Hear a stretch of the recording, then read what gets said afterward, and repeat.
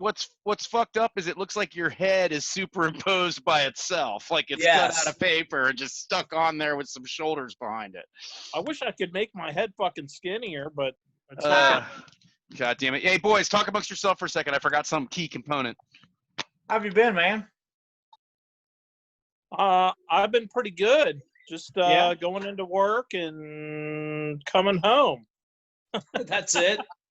Hanging Life out. hasn't changed, has it? No, not really. Neither's about mine. Yeah. Nonstop excitement. Yeah, I saw your roofing picture a couple weeks back, putting in that skylight. Oh, yeah. It's the only Oh, professional accolades I've ever gotten on LinkedIn. I got a heads up from the people that sold us a skylight because Velux was interested. Oh, that's cool. Yeah. I was like, that's interesting. Yeah. So what else is going on? How's business?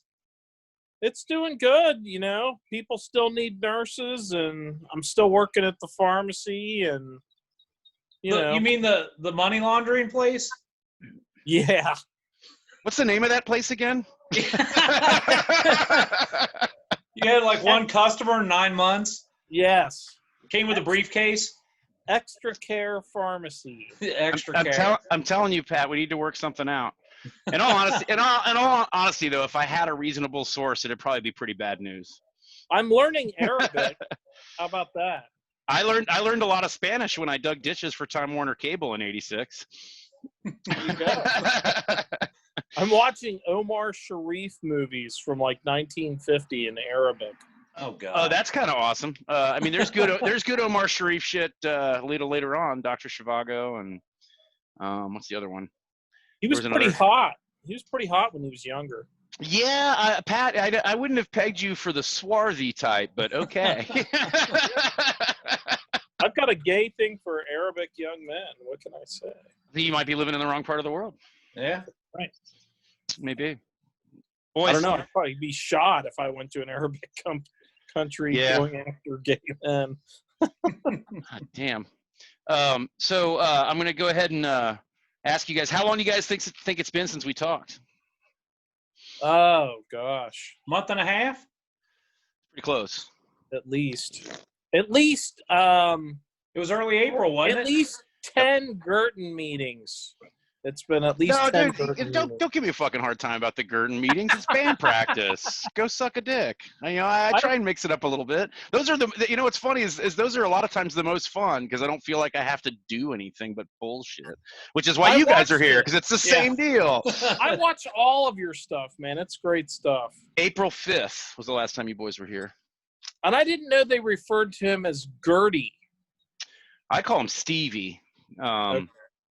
But I don't think he cares much for either one of them. I don't think I would. I don't know what I'm saying. My guess is he doesn't give a fuck at all. Yeah. I go with that. Yeah. So what's going on, boys? How are things doing? I mean, Bart, your life has been completely unchanged. It has. Typically, it has. I mean, you just been working and doing your thing. We need to talk about a roof here over again. We need to actually talk about a roof here soon. Not here. Okay. Yeah. That's not a big deal. We had this weird ceremony because the twins graduated Fairfield.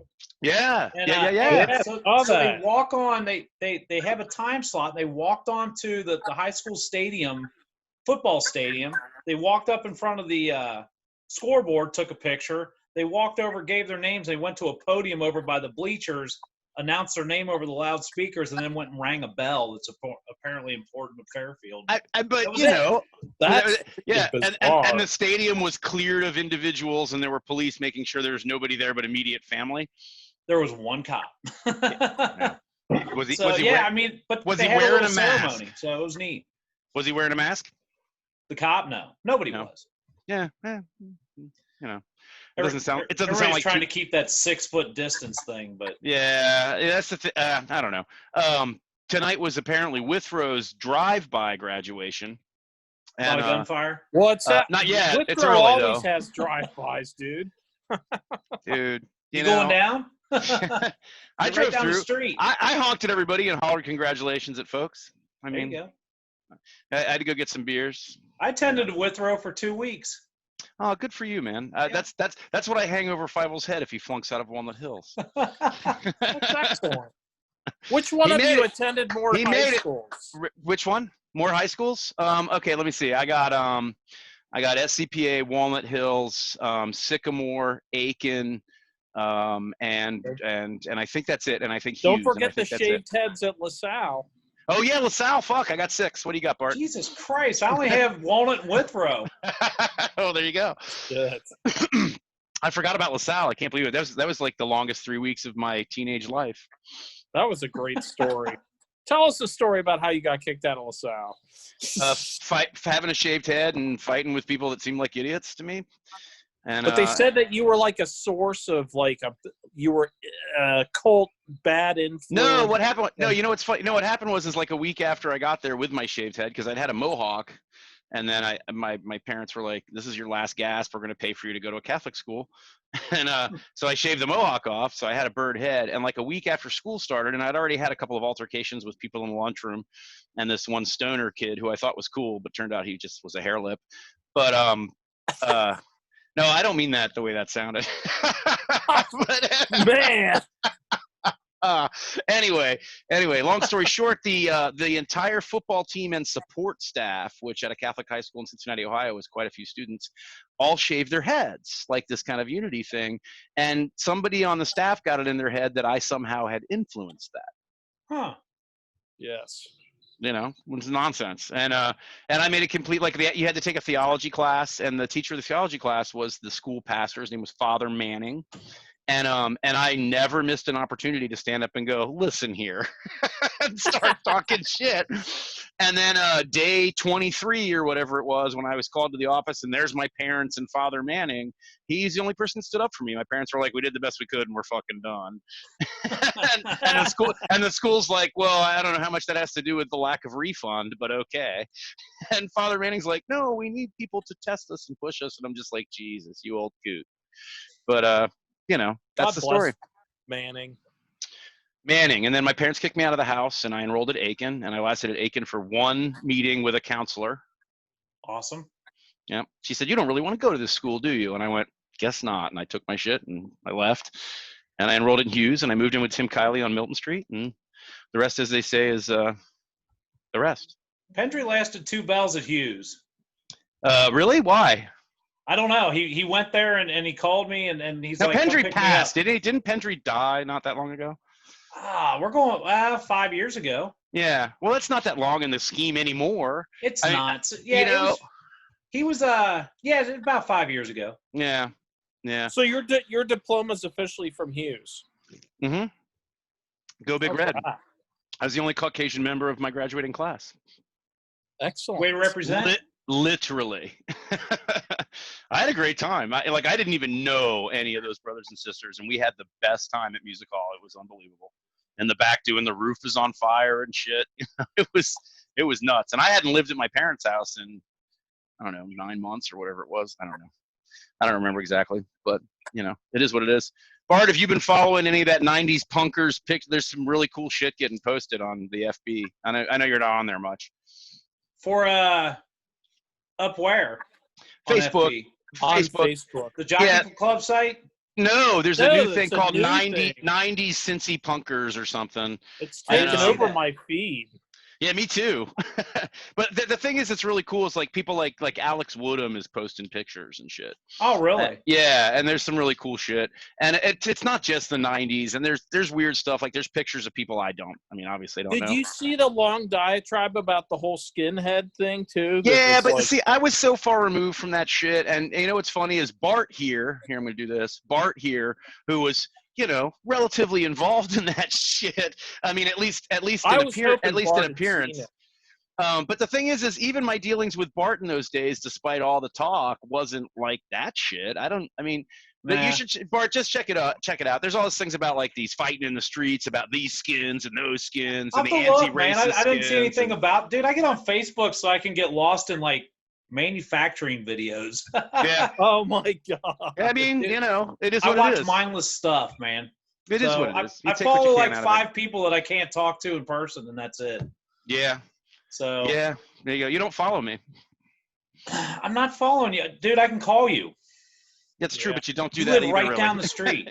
Yeah, I but watch you don't your come by videos. either. I watch your videos while I'm driving a car on the way into work. I can't tell you That's how how I proud that catch I can't tell you how proud that makes you, Fat. You know what? You could probably make the YouTube channel subscription thing go through the fucking roof if you kill yourself and it becomes known that you were watching one of my things.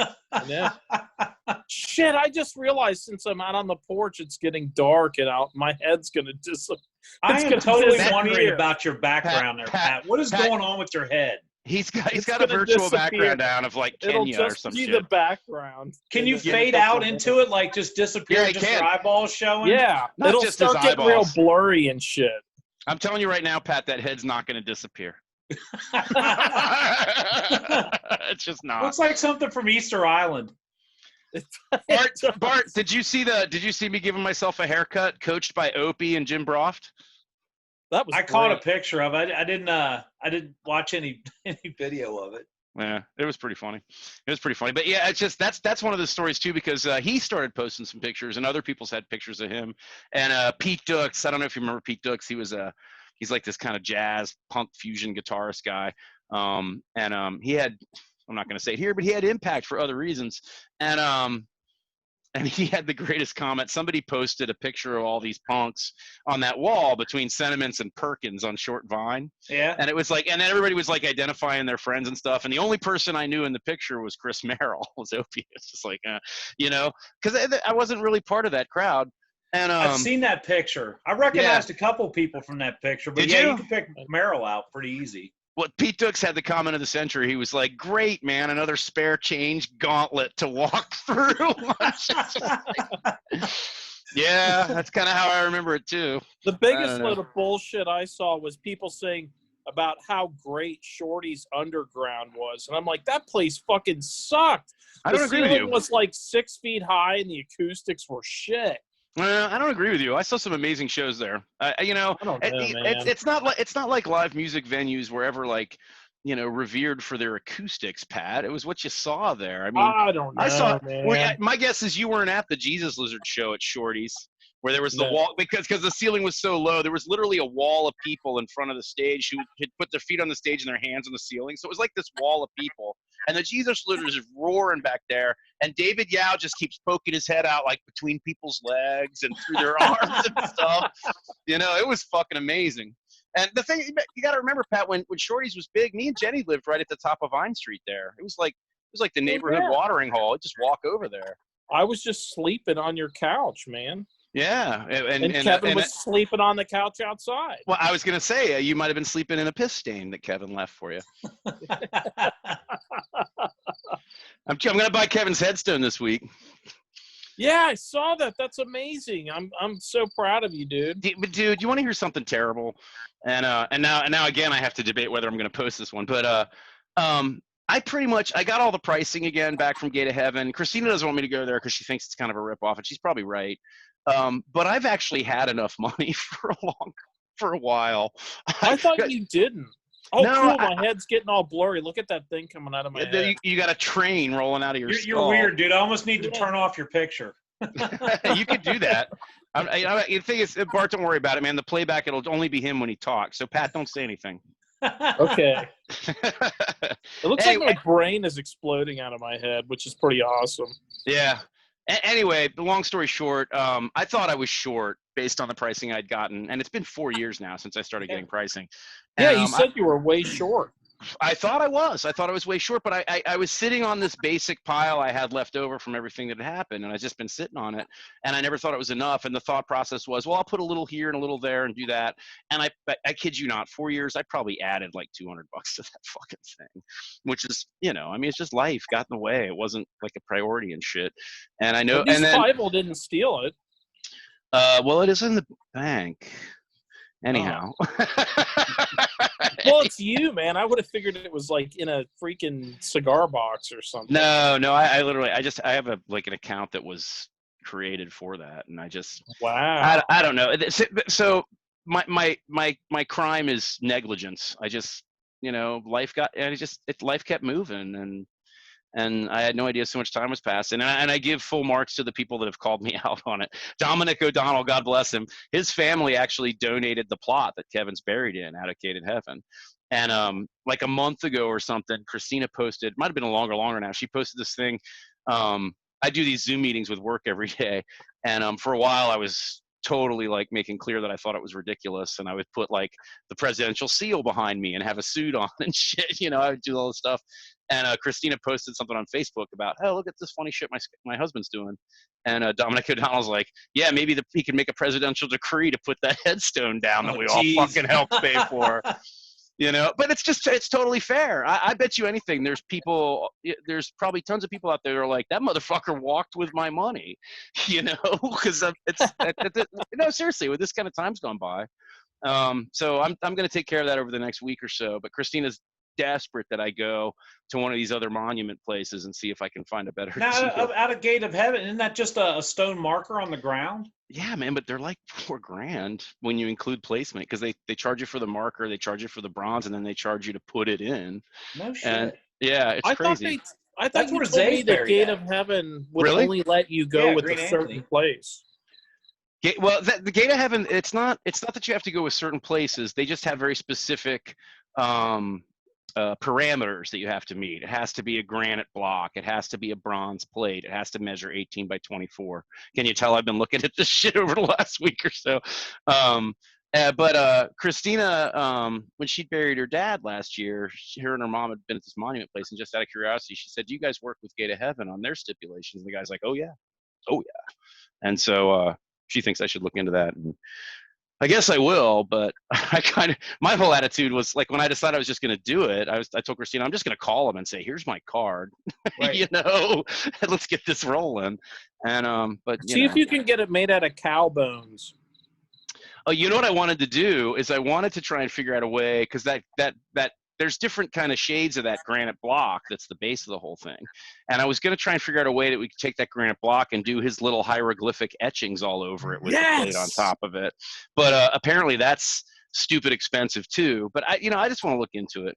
Bottom line is I've had $3,200 forever. And between working from home, not eating out and stuff, we've been salting some money away. And I just told Christina, look, I'm going to make that $4,000, and we're going to do what we have to do. And then I got the pricing and stuff, and it's not quite $4,000. I probably could have done this a long time ago, and it's embarrassing to say so, but it is what it is. Yeah. Well, at least it's getting done. Yeah, Yeah. getting done. And then maybe I could show my face again to encourage some of these guys to get together and play a show. That would be great. That would be great. I don't mind telling you, boys, that tribute band, it was me and Jeff Hoffman on drums, and Mike Doucette, who was a friend of Jeff's that got pulled at the last minute. But Mike Wynell, who was a Pariahs member for a long time, guy fucking hates me, maybe rightfully so. But that lineup was fucking amazing. It was one of the best bands I'd ever played in. It really was. Well, cool. I hope I get to see it. Yeah, we'll try and put it together. Mike was asking me, I got to send bone boxes to a couple of people. But you guys got bone boxes? Do you have the bone box? Here. No. Let's do it. I think we got a bone box. Let's do a commercial for the bone box. So, because I no longer got fed up with fundraising and what is it? Is it screwed the pooch? Is that a fair way to put it? Anyway, part of the screw up with the fundraising was spending a lot of money building these, because I thought it would be able to make more money. But they're, it's the Memorial Bone Box. Yes. That's pretty sweet. Yeah, it's got, and that this is a bone that was found in a box in Kevin's apartment. There were hundreds of them, and I sorted through them, and I picked out the ones that had, and unfortunately, in my opinion, the highest artistic quality. And then I coated them in urethane for preserving sake, and I put them all in these boxes with this card with Kevin's picture on it. And here's the really cool thing: under the picture, you can have one of these, folks, if you just IM me and give me your address. But under the picture is this booklet I had made with an interview with Kevin and all these recreations of his flyers. This is one of his sculptures. This is one of his sculptures that lived on his refrigerator. And I probably have like 40 of these things still. I hope you still have his Sony TV that I gave him. Yeah, I do actually. I do. I have that. Hey, I actually Mike Doucette sent me an IM this week asking if I had any art of his left. He's like, I want to buy it. And I'm like, I'm done fundraising, man. I'll look through what I got. But I really don't have any art. I've got a couple of bones that I kept for myself, larger ones that are really nice, and I've got a box with one I liked on the wall, and I've got the cow skull. Yeah, I was going to say, what happened to the cow skull? It's right there, man. Oh, There it yeah. is. Beautiful. It's right there. There's no distractions behind you. I don't know how you could miss that. Right. Somebody goes, where the fuck are you sitting? It looks like the coolest thrift store in the world. Where's the Scooby van? It's right there. Oh, there it is. I got you. The Scooby van. I thought it was down lower the last time. I don't know how much consistency I've had. I just use this sign as like, it's like if that's on that side, then it's close enough. So it is what it is. You really did do a good job on your hair. It came out all right. I ended up cutting not only Fievel's hair but his friend Ty's hair yesterday, and it didn't come out as well. Fievel bleached his hair. I don't know if I told you guys this story. Fievel decided he was going to dye his hair neon blue, right? And I said, you understand this is a 2-stage process, and he clearly didn't, because we get started by bleaching his hair white, right? And so we get done with that, and he goes and showers and dries his hair and stuff, because you got to put color on dry hair, apparently. And he comes down and he goes, you know what, Dad? I think I'm going to leave it like this. I'm like, stay gold, pony boy. Cool. You leave it like that. He stayed blonde. And so subsequently, this haircut, because of the two-tone hair, it like accentuates every fuck up. So it's just like. I like that you called it Christian Slater gleaming the cube. Yep, that's what it was. That's what it was. The first time which means you've actually seen that movie, which is scary. I've only seen pieces of it, Pat, if that makes you feel any better. Okay, that's good. They really pushed hard. They thought that soundtrack was going to be for hipsters, for sure. They were wrong. Remember that Judgment Night nonsense? No. Mid 90s, there was a movie called Judgment Night, and the producers of the film, I don't even remember what the fucking movie was about, but the producers of the film decided that the biggest point of the marketing was going to be the soundtrack. And so they paired all these rap artists with all these like Northwest grunge rock guys. Oh my God. And Mudhoney did a song with Sir Mix-a-Lot. Dude, that makes me want to get that soundtrack. It's probably worth something. It's I don't want to say it's terrible, but it is. At one point, Sir Mix-a-Lot he's actually doing this like fast rap because it's like Mudhoney. And at one point he says, "We're going to be doing it in the mud, honey." And I'm just like, I'm out. I stopped. It's over. God. It's over. We're not going any further than that. I'm going to check this movie out, man. It's probably posted on YouTube. Probably is. Mudhoney, I heard obliquely, I don't know if it's true or not, that Mudhoney was touring. And Bart, I don't know if you've ever seen that band live. I kind of doubt I'm not. Man, so good. So good. The last time I saw him, they would stand the test of time? The last time I saw him was I thought it was kind of a victory lap then, and it was right after I'd like gotten out of jail and rehab and shit. And they were, it was it was loud as fuck, and one of the best live shows I've ever seen. I don't know, maybe not, who knows. You're going back 20 years now. I know. So I know. I'm finding a lot of bands don't stand the test of time very well. See, but here's the thing. Every time a band rolled in that was kind of past their prime, and in some cases way past, like X playing Bogarts in 2002 or whatever it was. It just seemed, I'm just like, oh, that's like 30 years or whatever it was. It seemed like a really long fucking time, and I didn't go. And I heard later that it was fucking amazing. Yeah, I was just listening to X the other day. Oh, man. Somebody posted this thing on Facebook. It was like punk rock albums, but the covers were redone as if they were like 50s Blue Note jazz records. Yeah. And somehow they did, because I think Los Angeles with that Burning X is one of the greatest album covers of all time. And somehow they improved it. It's like this red X, and it's got all their names and pictures set up so they're kind of leaning in and out of it. It's really cool. Yeah, that was a tangent if there ever was one. What were you listening to? Were you listening to Los Angeles? Yeah. That record's so fucking good. Great album. Johnny Hit and Run Pauline. Yeah. Just listen to World's a Mess. Yeah. I actually sent Atari Teenage Riot's Destroy 2,000 Years of Culture to a girl in Utah on my support team today. She may well be a Mormon. Oh my god. But she literally put the headbanging emoji up, and we talked about she's a Motorhead fan. We talked about that before. Really? Yeah. Yeah. Yeah. Yeah. I always Yeah. think of Bart when I think of Motorhead. Do you? Good band. Yeah. Yeah. It is. I used to play. Did you ever see the Mortals do Stay Clean, Bart? No. It's pretty good. I didn't play it right. Lemmy held it down, and I kept playing the guitar riff. Anyway, what else we got? Pat, we haven't talked about your money laundering operation much. I guess it's business as usual, still going in, still standing around your thumb up your ass and getting paid for it? Yeah, pretty much. And they're going to extend the hours. Oh, awesome. That's going to be great. There's nothing better for no business than staying open more. No. That money's got to launder itself 24 hours a day. At least. I'm I'm surprised gonna it's ride not a this drive-through. puppy until it's done. I keep reaching the end of the internet every day, though. Are you at the end of the internet? My fucking God. I mean, but that's the thing. You reach the end of the internet one day, then the next day, all you've got is the last 12 hours post. Doesn't it only take 10 minutes or so? I know. Well, since the topic is the COVID on this show, I keep following all the COVID stuff. I'm getting ready to throw topics out the window. I mean, the topic in the United States today isn't really the COVID so much as it is the impending race riots. Yeah, I think those are going to flare up. You think starting to, as they should. Part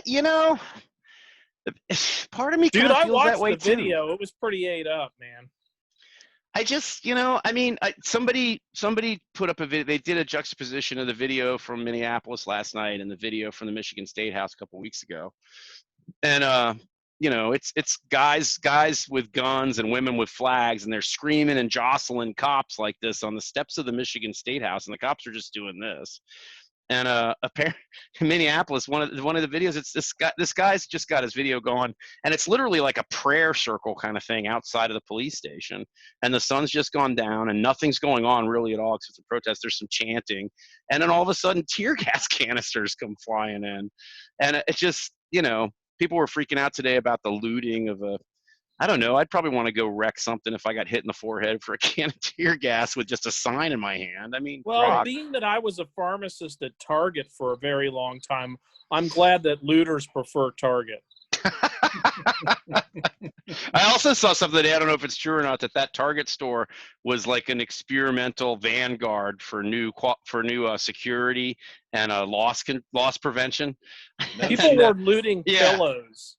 I like the pillow stealing. I mean, I saw like 30 different images online today. People weren't looting pillows. They were taking anything that wasn't nailed down. And part of me, well, no, the thing is it's just like, there was a lot of people today saying, yeah, this is the way you protest, is destroy a business in your own community. Well, one, it's a multinational conglomerate that's worth fucking billions. And two, like I said, I don't know how pissed I would be. I don't know if I really it just felt shows that people like Target. Sure. Yeah, especially in Minneapolis. I don't know. I almost feel like it's justified. Things are so fucking weird right now. Things are so weird. What do you think, Bart? You're oddly quiet tonight. I am. I'm tired. I've been getting up early, beating the heat. Yeah, I mean, yeah, your job. Fuck, Jesus, you're getting to that time where you're going to not be able to work past 1 o'clock without heat prostration. My off time's about 1:30 right now. Yeah. And we're handling metal panels right now, like 20-foot long panels. So you can't touch them after. That sounds like so much That sounds like so much fucking fun. I'm in a cherry picker all day. I'm basically driving the cherry picker while a guy installs them. Oh, that's cool. Yeah, How's the rain been? Huh? If he's stopping at rain been? If he's stopping at 1:30, it was great. Really? I thought if you'd stop at 1:30, then you'd missed it every day this week. So it wasn't supposed to rain today, although I was getting rained on. As my boss calls, going, "What are you doing?" I'm going, "Getting rained on in a cherry picker." Yeah. Let pretty me go. Sweet. I'm a little itchy for some reason. I'll talk to you later. Without a doubt. Things are good though. It's just we ate late. We got done eating like right before this thing happened because I don't know. We didn't order till whenever. So What'd you guys order? Pizza Hut. Yeah. Pizza Hut. I like some Pizza Hut every now and then. Do you? Hey, we finally ate in a restaurant. What was it? Tuesday. Oh, First yeah? time in- Where'd you guys go? It's a place called Birds up in Fairfield. Yeah, So was it packed shoulder to shoulder with No, MAGA hats hardly and people anybody spitting in your there. face? Yeah, there was that's hardly anybody yeah. there. Yeah. We went in, we sat right down. It's a bar and grill up in downtown Fairfield. And good food. Did you really just say downtown Fairfield? Hey, there is a downtown. Okay. Wow. The hub of the I'll city have of to go there Fairfield. sometime. Right. So, But I mean, did you see? I mean, was it just business as usual with low customer things, or did they have like? yeah, it was a Tuesday night, which they spread the tables out some, but even the tables weren't full. So what's your gut about that? Now, if you'd showed up at what'd you say, Birds? Yeah. If you On showed a Friday? up or no, I'm just saying if you showed up Tuesday at Birds and you're standing there and the place is packed with the table spaced the way you saw them, and they told you a 10, 15-minute wait and stand here with these other 10 people that are waiting too, would you have been okay with it? Oh yeah. Okay. I've been okay with this whole thing the entire time. So do you I hesitate to delve into this, but I'm going to. Okay. Delve. I'm going to delve. So do you feel as though there's been a gross overreaction? Yes. Okay. Based on data that's been coming out since the beginning. But here's the thing. You're a practical guy, and obviously you and I, we've known each other a long time, and we studiously avoid certain subjects for obvious reasons. Yes. Right. That's why we still like each other. Yeah, might be the only reason. But but the thing is I mean, you're a practical individual. You understand that the way the numbers have gone, regardless of how accurate you feel those numbers are, I mean, there's definitely a median. It's definitely a measurement, whether they're dead accurate or not. Do you really believe that the numbers would have been exactly what they are without the things that happened, without the shelter in place, without this quarantine? So you really think it would have been? Because my whole thought is this. I'll just lay it out for you as simply as possible and let you address. I freak out because people are like, look at the numbers. There's no reason to quarantine, but the numbers are what they are because we did. So I don't understand what this rush is to stop. Now I'm going to sound like a Republican. I don't understand why everybody. You are a Republican. I am not. I'm a lefty. Why didn't everybody I kept saying everybody in Sweden is going to die. Like the entire country's going to die. But it didn't turn out that way. That's because people in Sweden are smart and they wash their hands and they were careful about shit. That's not the way it is here. I don't know. They look pretty. I'm sorry, Pat. You're going to say, okay, fair enough. I was going to try and call you out and say you're going to say Swedish people seem stupider than Americans do you, but you've clarified. Fair enough. Bart, after you, my friend. I'm going to shut up. So, when this all started, I gave them the benefit of the doubt for that 2 weeks. We got to make sure we don't flood the hospitals. Nobody knew anything. I'm like, okay, 2 weeks. We'll make sure the hospitals don't get flooded. Hospitals never got flooded. As a matter of fact, the hospitals bled cash because there were nobody going there. Yeah. So no elective surgeries, et cetera, et cetera. There was no surge of coronavirus cases. There were some, but it was never this massive surge of 300,000-400,000 people going and needing ventilators and all this other stuff. So there's a reason for that. Well, we don't know. So during that 14-day period, the man that gets $12 billion a year from the CDC, the head of it, Dr. Robert Redfield, goes on a radio talk show in Pittsburgh, and the guy asked me, he goes, so, we've had these numbers. We were supposed to have 2 million people that had died from this, from all the models you gave. And the guy goes, we had to manipulate the numbers to get people's attention because we only thought 50% might listen to us about this pandemic.